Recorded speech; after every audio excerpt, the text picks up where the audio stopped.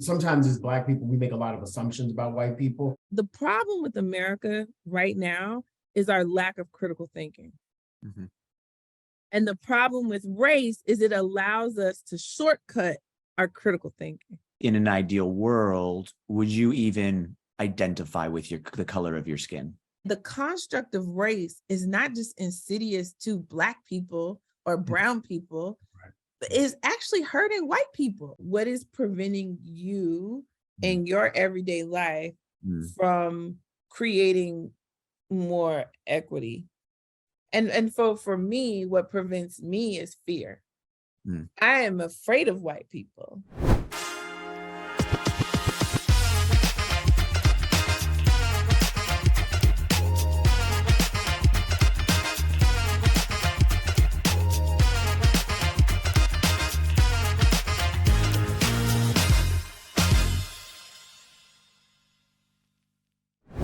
I have a very radical idea that I would love to propagandize. I want us to get rid of the construct of race. Mm-hmm. And that is a very difficult thing. I'm asking people to have a fundamental shift and so what that means is not only would white people have to not be white, but Black people would have to give up saying that we're Black. We have to give up Black and all the things that come with it, good or bad, right? So we'd have to give up Black excellence. We'd have to give up, all the hashtags. They're not coming to my mind, but I was like, Black girls rock and all these things. That reminds me of your question to me when you said, Andre, do you think of focusing so much on race is what is helping us segregate, to Felicia's point? Yeah, and I asked you the other question, which is, in an ideal world, would you even identify with the color of your skin? No. In an ideal world, I would be able to look at you, Todd, and be like, oh, Todd, my fellow brother, how's it going? How's your world? And then we just have regular life, the life shit that we go through. And to her point, that made me uncomfortable when she just said that. Well, I know it made you uncomfortable, Andre. She's got to... Listen, every Black person I bring this up to, they're like, wait, you want me to say I'm not Black? I'm like, yeah. Yeah. And they're like, have you lost your fucking mind? That's the response I get. Like, you have lost your mind. And I'm like, in my mind, I'm like, how do you cannot have white without Black existing. So if we get rid of one, all of it has to go. Like, you can't, then that also means like you can't claim I'm Jewish, you can't claim I'm Christian, you can't claim all these things that we claim. The only thing we should be claiming is I'm human. Like, I'm not a dog, I'm not a cat. I love you, Felicia. I really do love you. I'm sorry. I know it's radical. I love you. But radical. As you talk, I keep hearing hotel. No, I'm not. I can't stand that. Because because again, the hotep still make a box. I want us to get rid of the boxes, because the boxes is what has us constrained. Now, don't get me wrong. I understand this is like pie in the sky. This is like this is beyond revolutionary. I don't even know what it is. That shit crazy is what I was told at one point. Because it's just the idea, because for me, I was sitting there and I'm always thinking like, my mind is always like, why does me being in corporate as a Black woman have to be so hard? Mm-hmm. And then I'm looking and I'm like, but corporate is hard for everybody in different ways. Mm-hmm. And the construct of race is not just insidious to Black people or brown people, but is actually hurting white people. It does. Because there are a lot of white people who are sitting conflicted, especially now that, we're in this new quote unquote woke era. Everybody want to claim they're woke. But a lot of people are sitting conflicted and wondering if there's some kind of evil in them or whatever. Can you imagine? Like, and I know my friends are like, this is a stupid thought, Felicia, but this is my thought. Like, I would not to be a white person and not really know that my work is good. Is it that my work's good? Or is it that I'm white and likable? And And maybe white people don't think like this. Maybe I'm just assuming because this is how I was raised, that I had to work hard. And I'm like, but everybody's raised that they have to work hard, right? Like, that's my assumption. Like, Todd, were you taught like, oh, Todd, use your whiteness and just be mediocre? I don't think so. You went to Stanford. I don't think that's how this works. And I don't think anybody that went to Stanford was just sitting on their laurels like, do. Not when you're in a trimester system. No, you weren't. Yeah. It's like the Stanford people are fucking smart, period. And they work hard, period. Yeah. Like, that's why you got in and that's why you got your degree from there. So if that's the case, what I can't imagine is being a white man who works hard, who busts their ass and has earned everything you've worked for, see other white men that are mediocre, that are resting on their loyal, because I see them too. Like, I'm like, I know there's other white people that see those white people and are like, son of a bitch. Here I am, I'm busting my ass and he's right. And I can't get ahead because Mike over there with his mediocre ass is like kissing the ass and doing the things of the VPs, right, and stealing my work, because mediocre Mike doesn't. So black people just think mediocre Mike be stealing our shit. No, mediocre Mike steals from everybody in corporate.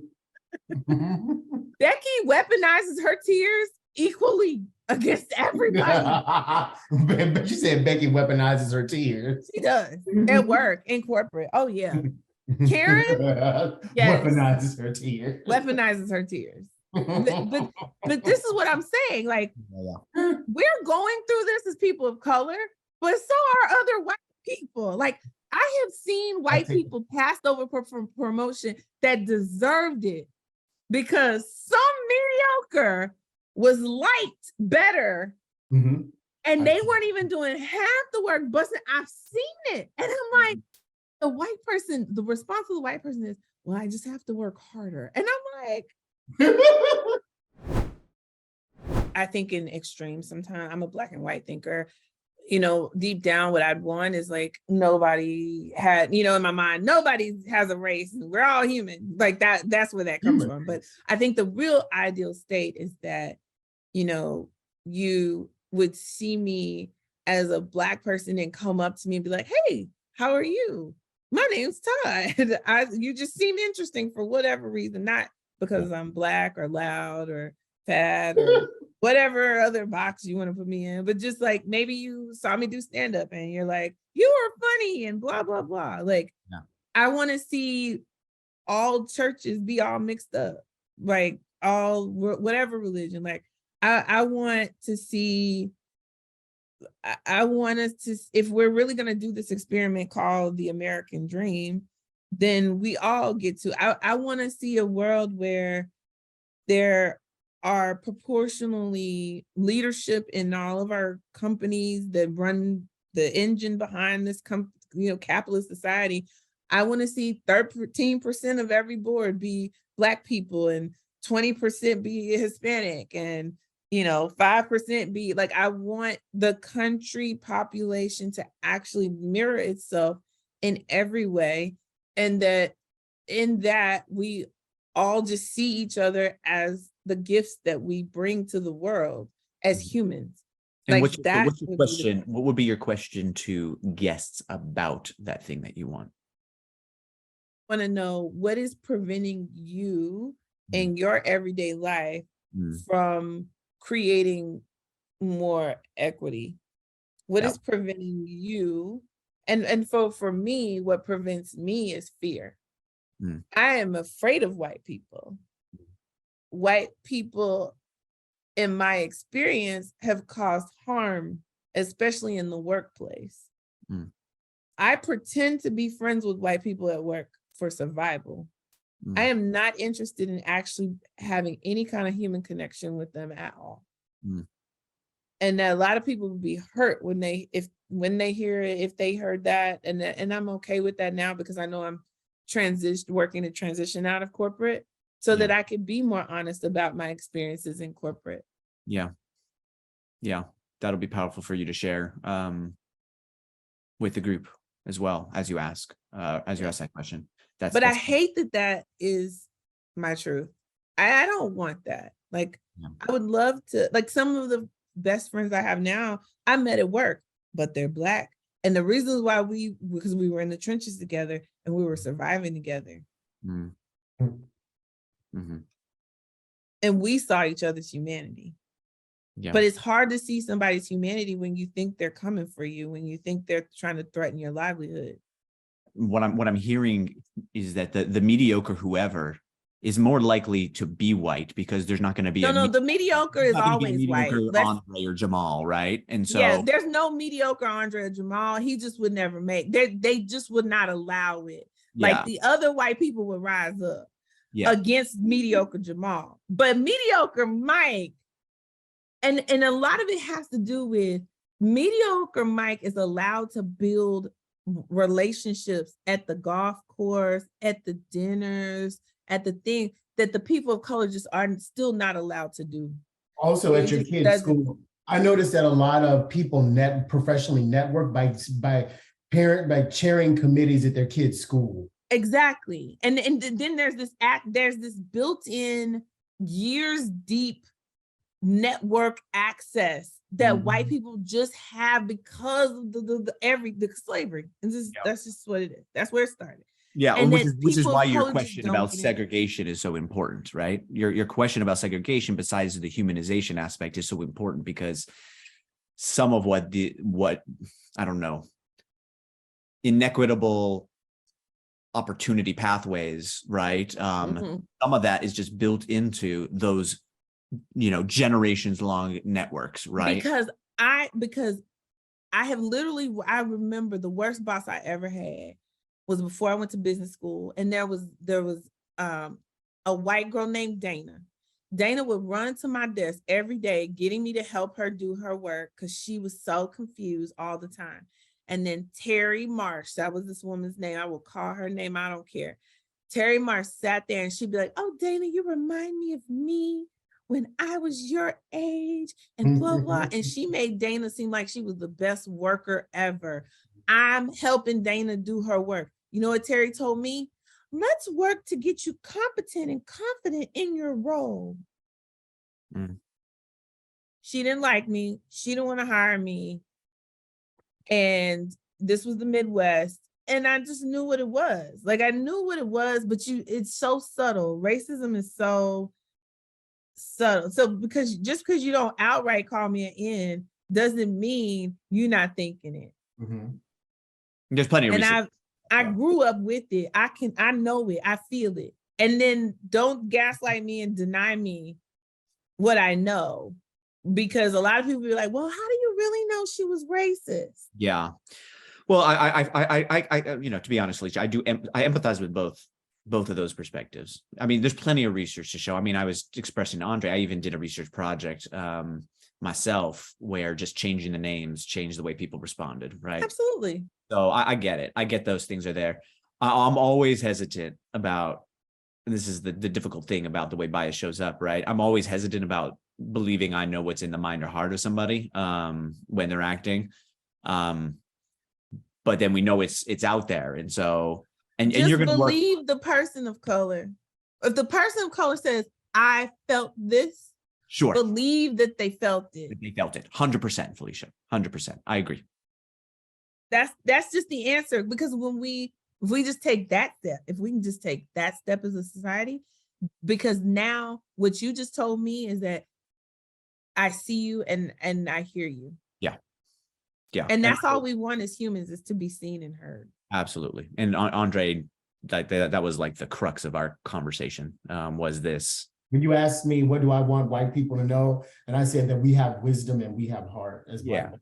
Yeah. And you focused on the feeling too, right? You focused on, because I said, which is all very human characteristic. All very human. Yeah. When you were expressing to me how, what you felt was out there in the world of white minds and hearts, and I was expressing to you, white minds and hearts as I've experienced it has been different, but I could understand how, based on what you see in the world, how it could feel that way, and you need to respond accordingly. That was the moment where you said, yes, that's it. I want you to know that. I want you to have a sense of why it makes sense for me to feel this way, right? And I get it, that part, I get it. I can never walk in your shoes to know exactly what that experience feels like, but I can intuit from your words and the way you express how you came to feel and think the way you do, how that could make sense, right? So yeah, because essentially we're all having a different experience from each other, and I think that's the mind fuck of it all. Because if I've always gone to the grocery store and nobody's followed me around, and I go to that Ralph's over there and the people are nice to me and they speak to me and blah, blah, blah.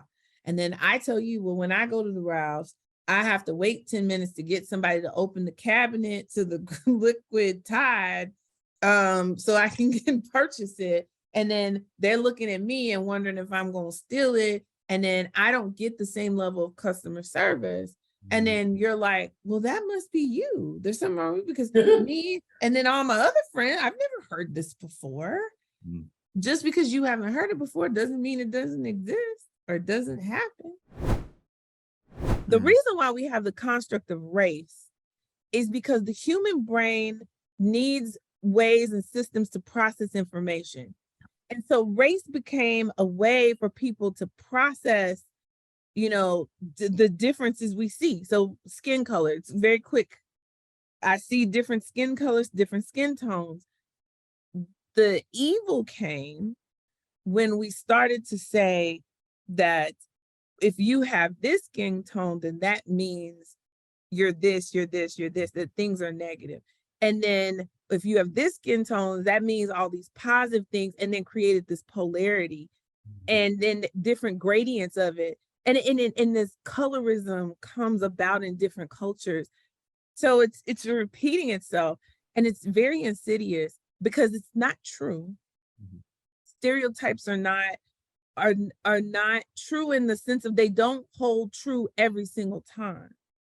And that's the problem with a stereotype. It's like one person saw this, another person saw that, they think they saw the same thing, and boom, Black women are loud. You see two loud Black women, and now Black women are loud. Like, and Felicia, in your personal life, have you been sort of the recipient of a lot of that polarization and stereotype and colorism? Absolutely. We all are. We're all recipients of it. If you take away what you feel is negative and what you feel is positive, every single one of us has been the recipient of being put in a box. Because people are trying to process and understand the other human in front of them. And the fastest way we do, the brain makes mental shortcuts. But what we fail to realize, what we're not doing is we're not doing the critical thinking of asking ourselves, why is it when I look at this person, I think this? We never question the shortcut. And the shortcuts become trusted. And so, think about the police. So a lot of police, because we've been indoctrinated with media helps our shortcuts, that if I see this young man with his pants sagging down in the bad part of the neighborhood, he's probably selling drugs. We've seen so many pictures of drug dealers on the corner, and we have this image of what a drug dealer on the corner looks like.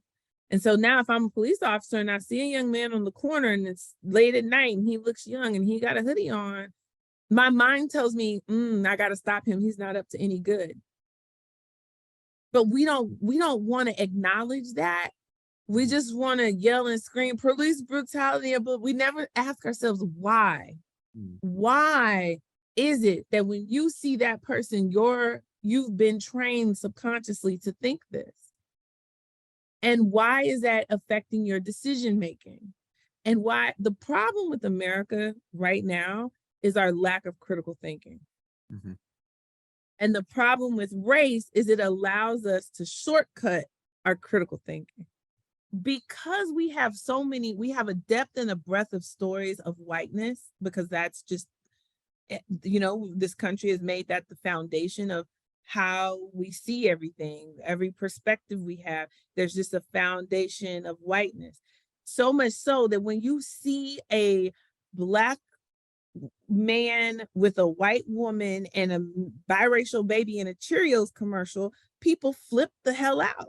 I remember that commercial. I was like, Like, okay, it's a new day. Some because people- it is so ingrained that that should be a white mom and a white dad and a white kid. You know, I shared that when I went to go see the Black Panther movie, I knew what I was getting into, meaning I knew how important it was. Like the hype was already out there about it, right? I knew the meaning. I'm not going to know ever on a deeply personal way, but I knew the meaning for the Black community of that movie, right? Still, Felicia, when I saw that movie, it was jarring for me because I'd never seen a Black hero in a movie like that. And so now, did I find it problematic? No. But did I find it unfamiliar? Yes. Absolutely. Absolutely. And that's scary because what that's saying is the standard that we've set in this country is so used to anything that feels normal, human, every day. For 400 This is years. life. For 400 years. Yeah, that's what life is. And then if you put a Black person in that role, now it's like, huh? Yeah. And that's because we have been made to be subhuman, that we're dehumanized, that we're not human. And I want to humanize us. I want it to where you see a Black superhero and you don't think anything of it. Just like when they made Captain America and they talk through, like you shouldn't be concerned with the skin color of who Captain America is. Yep, I remember that episode. I was like, Yeah. girl, you should watch this. Yeah. But like in the year of 2023, in the year of our Lord and Beyonce, like here we are. And Madonna. And Madonna. And here we are. Madonna. We're still shocked. But the same thing is happening with the LGBTQ IA community. Like people and I mean, these are Black people that are talking about like everything is gay. Why it gotta be a gay character in every new show? I'm like, because it's been a gay man or a gay woman in every aspect of your life. You mean straight? All your life, but you chose to dehumanize them and put them in the closet in the shadow so you could be comfortable. And like I told my brother last night, I'm tired of making people feel comfortable. Exactly. It's exhausting. Because it's uncomfortable to think that these people are people just like you. Here's what's been bothering me. So, and Todd, I'm so happy you're Jewish because remember when Whoopi Goldberg got all that backlash and because she said something that when she said it, because I think I was actually watching The View that day and she said it and I was like, I don't think you're supposed to say that, but I get why she thinks that Jewish people are white. Yeah. And I've been raised that Jewish people are white. And so then I'm on Twitter and all these Jewish people are like, we're not white. And I'm like, you're not white? Are you going to start a conversation already with me? We haven't even understand. And this is what drives me nuts. And it drives me nuts around anybody who I guess is passing. Like if you don't believe that you are white, you don't claim Caucasian. Yeah. And then you get to walk through the world. And I have an aunt who's like, I mean, if you did not look at her hard, if you passed by her, you would think she was a white woman. She has been in spaces and people have said things and she had to say something because they thought she was white and thought, she was in, and she had to let them quickly know, like, oh, no, that's not okay. And so it's like, but if she wanted to, she could choose. She could make the choice to be that close to the construct of whiteness and live her life a little more peacefully. But it just confuses me that there seems to be this blindness around how close to the construct of whiteness people are. And it's not just Jewish people, there's a lot of people. What people were saying to Whoopi was just the idea that the Germans, the Nazis, did consider Jews at that point in time a different race. And they wanted to, I mean, even Andre said this to me, because he said to me at one point during the conversation, he said, we got to get more people on here because, you know, yeah, people see you as white, Andre, but you're not like white. You know, there are people, you know, there are people who are like, here's what white is. You're not part of the club, and I wouldn't be part of the club. Right. And so, you know, there are a set of people, and they were prevalent in Germany at that time, who thought there was a race of white people, of a particular kind of white people. Aryan. Yeah. Right. And so we were not, we were a different race. And that's what the blowback is that language of race was being used. We were thought of. Now, did a lot of different ethnic whites, people, or ethnic light-skinned people, when they came over here, accommodate as cultures because they were receiving backlash? Because they were thought of as other? Of course they were. Yeah, of course that happened historically. And, you know, we was just in our previous call, I was saying, you know, to the other guest, to another one of the guests, my grandparents, they were the ones who came over from Europe as Jews. You know, my grandmother's name was Shandel. She became Jenny. My grandfather's name was Moishe. She became Morris, right? You know, your like name. some people in the Black community change their names, right? In a professional setting, right? Because they know that if some people see a certain name, there's going to get a, so, you know, they're certainly, and Jews were not the only people, you know, first you were Irish and then you were just American or Irish American, right? And, you know, part of the white club. So there's all sorts of cultures that did that. And I hear you on that. Now, in terms of like checking the box, I don't know what else, you know, Andre asked me that question. I told him, I said, listen, I don't consider myself white. Like, I've never thought of myself growing up white. Like, I didn't say, oh, I'm a white boy, you know, I just never even thought about it. I really did not think about race. And I was just being genuinely honest to him. It's just not something that I had to think about. And I know that and I told him that was a luxury. I mean, how luxurious, because I think about being Black all the goddamn time. I'm always conscious. I have to be. I have to be, even when I'm just around a bunch of other Black people, I still have to be considerate. Yeah, I hear you. So when he said to me, Todd, what do you check? I said, yeah, I check the white box but I check the white box because I have no other thing to check. And because that's the way I know people see me.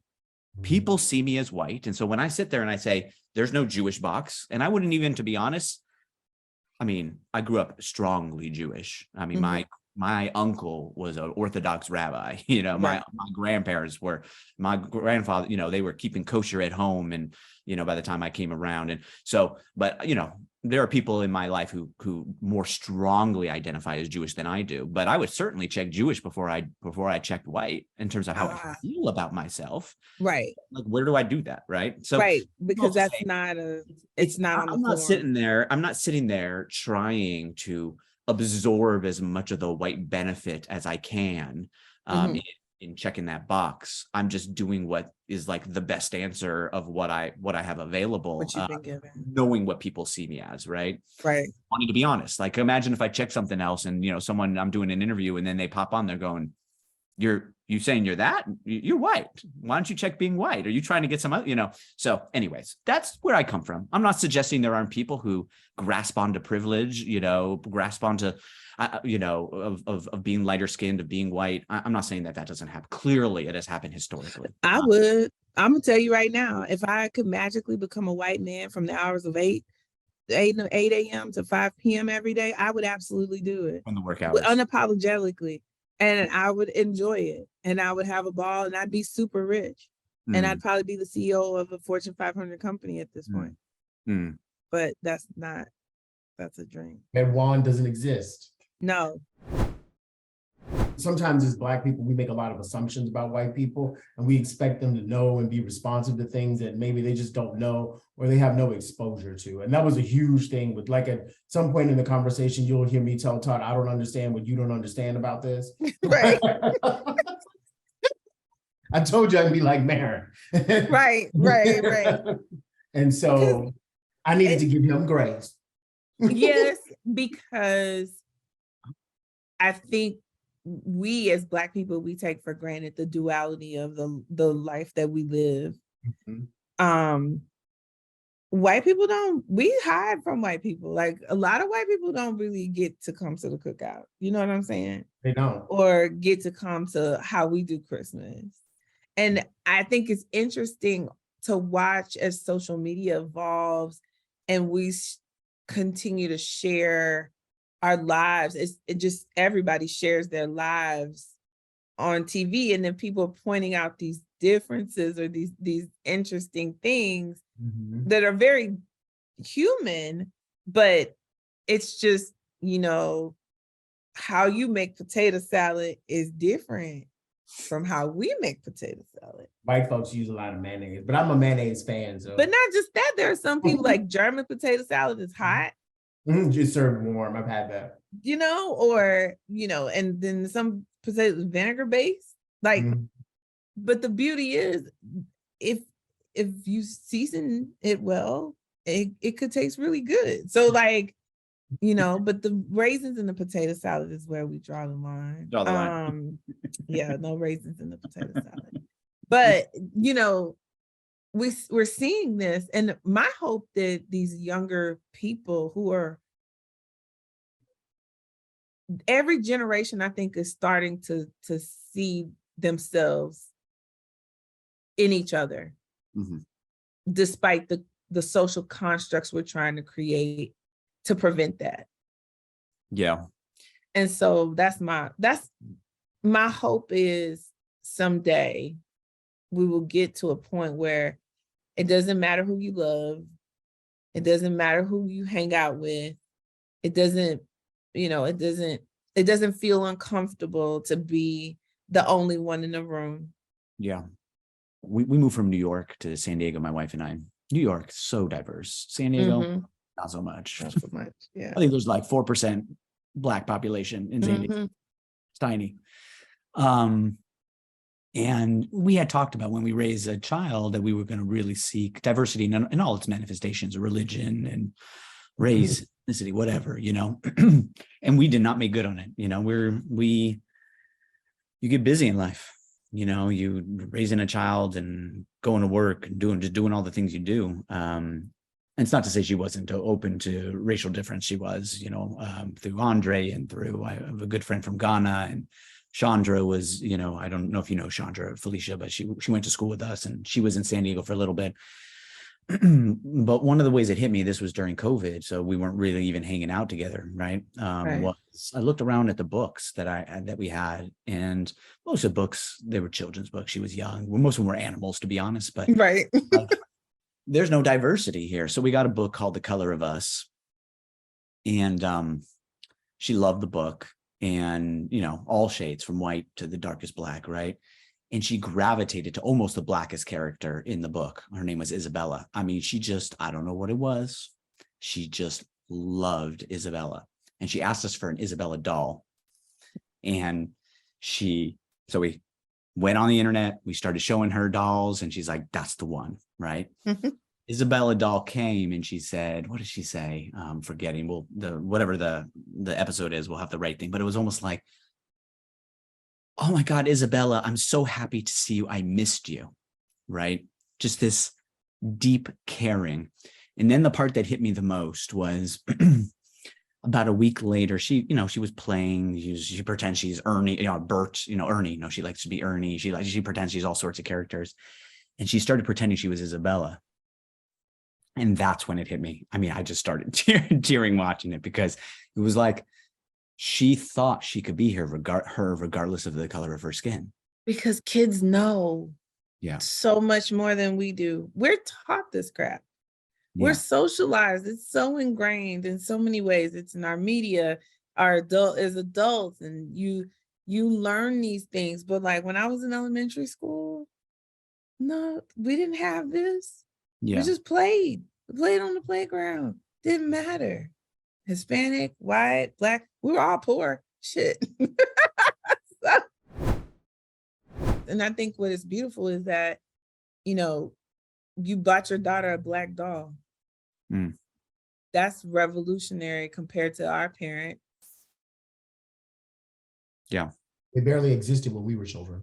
Yeah, Exactly. I don't even think it existed. Yeah, I was just about to say the same My thing. mom would take crayons to my Barbies and color them black. So My father that's did very that to good. a Santa Claus so we could have a black Santa. Wow. I got a black angel on my Christmas tree. I did that on purpose, right? Because it's very human to want to see yourself reflected in things. And because of the box, the reflection I perceive is color. And I want to see that. Yeah. And because of the box, when you, Todd, see something that's not reflected white, like Black Panther, you're like, oh, that's different.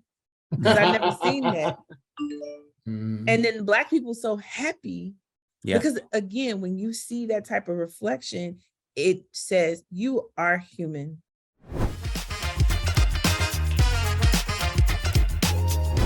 Thank you for watching this episode of Healing Race, and stay with us for a scene from our next video. If you want to see more conversations like the one you just watched, please subscribe to our channel, share this video with friends and family, and like and comment on the video below. If you'd like to be a guest on one of our episodes and have an open, real conversation about race, email us at guests@healingraceshow.com. And if there are topics you think we should cover, we'd love to hear them. So please email your ideas to topics@healingraceshow.com. As always, thanks for your support. We look forward to continuing the conversation with you. Now, here's a scene from our next Healing Race. I want people to look at me and all Black people as just, we're human beings. Yes, we do have families that are broken apart, but so does your group. So why is it when it's us, it's this big deal and it's ingrained in us, but it's not. It's just Why not. the emphasis on trauma porn when it comes to Black people? Exactly. Why is it always that?